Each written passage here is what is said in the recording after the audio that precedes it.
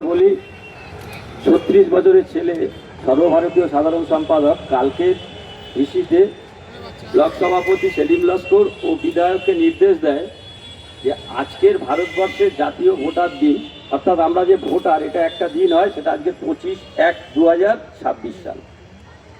আমাদের একটা কথা বলার আছে, আপনারা খুব ভালো করে শুনুন। আজকে যারা তৃণমূল কংগ্রেসের এখানে এসছেন, বিধায়ক থেকে শুরু করে বাচ্চু আছে, অঞ্জলি আছে, অনুপদা আছে, প্রদীপদা আছে, সবাই আছে।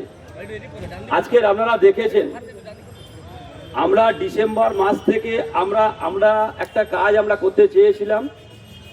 সেদিনকে বিভিন্ন পর্যায়ে আধিকারিকদের সঙ্গে আমাদের মিটিং হয়েছিল। সেই মিটিংয়ে কি বলা হয়েছিল, এটা আমার কথা নয়, দিল্লির মসনদে যে আমলারা বসে আছে বিজেপির সঙ্গে হাত মিলিয়ে জ্ঞানেশ কুমার কি বলেছিলেন, 2002 সালে যাদের নাম আছে তারা ফর্মের ডান দিকটা ফিল আপ করবেন। 2002 সালে যদি পরিবারে আপনার নাম থাকে, পরিবারের যদি নাম থাকে, বাম দিকটা ফিল আপ করবেন। সেদিন কিন্তু একবারও বলেনি যে ম্যাপিং ভোটারদের ফের লজিক্যাল ডিসক্রিপেন্সি করা হবে, একথা কিন্তু জ্ঞানেশ কুমার বলেনি। তাই আমার দলের 36 বছরের ছেলে, সর্বভারতীয় সাধারণ সম্পাদক এবং ডায়মন্ড হারবারের সাংসদ অভিষেক বন্দ্যোপাধ্যায় কি করলেন, আমরা বিভিন্ন সময় আধিকারিকদের সঙ্গে কথা বলে যখন আমরা পারলাম না, ভারতবর্ষের উচ্চ ন্যায়ালয় অর্থাৎ সুপ্রিম কোর্টে আমরা কেস করলাম। সুপ্রিম কোর্ট আমাদের সমস্ত কথাকে মান্যতা দিল। আমরা সেদিনকে দাঁড়িয়ে বলেছিলাম, ভারতের মানুষ যে 25 সালে যে 24 সালে ভোট দিয়েছে, তাহলে তার কি এমন ঘটলো যে 26 সালের বিধানসভায় শুধু পশ্চিমবাংলার ভোটের ক্ষেত্রে সে ভোট দিতে পারবে না?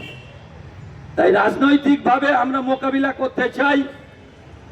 আমার দলের যারা BLA-2 আছে, আমার ব্লক সভাপতি সেলিম আছে, নিশ্চিত তাদেরকে বলে দেবে, বুথের নেতৃত্বের সঙ্গে কথা বলে SIR প্রক্রিয়া যে মানুষকে ভুল দিকে নিয়ে যাওয়া হচ্ছে, এইটা তৃণমূল কংগ্রেস একমাত্র পশ্চিমবাংলার রাজনৈতিক দল যারা সাধারণ মানুষের জন্য লড়াইয়ের কথাটা বলছে। সবাই কি তৃণমূল কংগ্রেসকে ভোট দেবে? আমরা বলেছি ভোটাধিকারটাকে এনশিওর করো, যে তোমাকে বলতে হবে যে এই ভোটাধিকার থাকবে। আমি তো বলিনি সবাই তৃণমূল কংগ্রেসকে ভোট দিক, আমি বলেছি পশ্চিম বাংলায় যারা ভোট দিয়েছিল তারা ভোট দিক। এতে অন্যায়টা কোথায়? আমলাতান্ত্রিক ব্যবস্থার মধ্যে দিয়ে একের পর এক যখন পশ্চিম বাংলার সমস্ত মানুষ তাদের ফর্ম জমা করলো, বুথ লেভেল অফিসাররা তাদের মতন কাজ করে যখন জমা দিল, কোথা থেকে কিছু জানা নেই, প্রায় প্রতিটা বিধানসভায় 40 থেকে 50 হাজার নাম ব্যাক করিয়ে দেওয়া হচ্ছে। কি যুক্তিতে বলছে এটা ভুল? কি যুক্তি? বাবার সঙ্গে ছেলের বয়স হতে হবে 15 বছর। ডে ওয়ান, প্রথম দিন জ্ঞানেশ কুমারের বক্তব্য যদি তাই থাকতো, তাহলে নিশ্চিতভাবে বলতাম এটা আইন। জেনে রেখে দিন, representation of people act, RP অ্যাক্টে কোথাও বলা নেই। ভারতের সংবিধানে হচ্ছে রিপ্রেজেন্টেটিভ অফ পাবলিক অ্যাক্ট। ভারতের জনগণকে ভোটাধিকার সুনিশ্চিত করতে হবে কাকে? ইলেকশন কমিশন অফ ইন্ডিয়াকে। যারা ভোট দিয়েছিল তাদের ভোটাধিকারকে সুনিশ্চিত করতে হবে। বিজেপির হুকোয় তামাক টানছে ওই জ্ঞানেশ কুমার সহ যে আধিকারিকরা, তাদের বিরুদ্ধে আজকে আমাদের লড়াই। আমরা ধিক্কার জানাচ্ছি তাদেরকে। তারা যে পদ্ধতিটা বলেছিল, আপনারা দেখেছেন শুনানি কেন্দ্রে, পশ্চিম বাংলার পুলিশ থেকে পশ্চিম বাংলার সর্বসাধারণ মানুষ লাইনে দাঁড়িয়ে দাঁড়িয়ে তারা অসুস্থ হয়ে পড়ছে একের পর এক।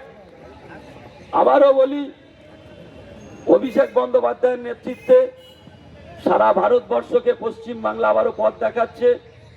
আজকে যারা এখানে সেলিমিয়ার ডাকে এসছেন, আমি তাদেরকে বলি, লড়াইটা কিন্তু এখনো শেষ হয়নি। কেউ শীত ঘুমে চলে যাবেন না। এ লড়াই সাংঘাতিক লড়াই। অভিষেক বন্দ্যোপাধ্যায়ের নেতৃত্বে সারা পশ্চিম বাংলায় আমূল পরিবর্তন হতে চলেছে। ভয় পেয়েছে আমলারা, আপনারা সঙ্গে থাকুন। জয় হিন্দ, বন্দে মাতারাম। তোমার আমার নেত্রী মমতা বন্দ্যোপাধ্যায় জিন্দাবাদ। 36 বছরের সাধারণ সম্পাদক অভিষেক বন্দ্যোপাধ্যায়ের নেতৃত্বে সারা পশ্চিম বাংলা জুড়ে ভোট কিভাবে হয়, ভোটার লিস্ট কিভাবে হয়, এই আন্দোলনকে স্যালুট করে আমি আমার বক্তব্য এখানে শেষ করলাম। ধন্যবাদ দুর্গাদাকে। আমরা যাদেরকে এখানে সংখ্যাগরিষ্ঠতা না দেখিয়ে আমরা শুধুমাত্র আজকে তৃণমূল কংগ্রেসের সৈনিক যারা, তাদেরকে আমরা আজকের এই মিছিলে আহ্বান জানিয়েছি। আপনারা জানেন যে আমরা যদি এটা আপামর জনসাধারণের মিছিল করতাম, তাহলে আমাদের মিছিলের সামনের সারি যদি মগরাহাটে থাকে, তাহলে পিছনের সারি চাকদায় চলে যায়। তাই আমরা আজকের আমাদের বিভিন্ন পাড়ায়, বিভিন্ন গ্রামে, বিভিন্ন বুথে আমাদের ভোট সৈনিক যারা, তৃণমূল কংগ্রেসের সৈনিক যারা, দল বিপদে পড়লে যারা বুক চিতিয়ে লড়াই করেন, তাদেরকে আহ্বান জানিয়েছি। আপনাদের আহ্বানে আজকের এই মিছিলে আপনারা সবাই জেনে গেছেন যে এসআইআর কে নিয়ে নির্বাচন কমিশনকে হাতিয়ার করে ভারতবর্ষ তথা পশ্চিমবাংলার মানুষের সঙ্গে কি আচরণ করছে বিজেপি। আজকের নির্বাচন কমিশনের মতো একটা অলংকৃত পদকে এই বিজেপি, এই জুলুমবাজ, জালিমবাজ, এই ধাপ্পাবাজরা নির্যাতন কমিশনে পরিণত করেছে। তাই তাদের বিরুদ্ধে দাঁড়িয়ে আমরা সেলিম লস্করের পক্ষ থেকে আপনাদেরকে আশ্বস্ত করতে চাই, তৃণমূল কংগ্রেসের সৈনিক যারা এসছেন, আপনারা পাড়ায় পাড়ায়, গ্রামে গ্রামে এই কথাটা ছড়িয়ে দেন যে শুধু যার যেদিন হেয়ারিং থাকবে সেই হেয়ারিং সেন্টারে, যেখানে হেয়ারিং হবে সেখানে তার যতটুকু কাগজপত্র আছে নিয়ে উপস্থিত হবে। ভোটার তালিকায় তার নাম রাখার দায়িত্ব আমাদের।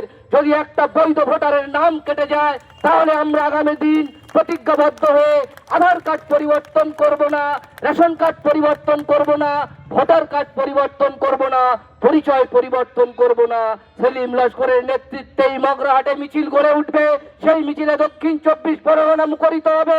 সেই মিছিলে দিল্লি গিয়ে আমরা ওই গণেশ কুমারের অফিসের সামনে, সেখানে আমরা অর্ডিন্যান্স দাও করে জ্বালিয়ে দিয়ে আমরা সরকার পরিবর্তন করে দেব। এই কথা বলে এখন আমাদের এই ভোটার দিবসে এসআইআর এর হয়রানির বিরুদ্ধে বক্তব্য রাখার জন্য আমাদের মগরাহাট 2 নম্বর পঞ্চায়েত সমিতির সভাপতি মাননীয়া রুনা ইয়াসমিনকে বলছি। ধন্যবাদ। সবার প্রথমে ব্লক তৃণমূলের সভাপতি মাননীয় সেলিম লস্করের ব্যবস্থাপনায়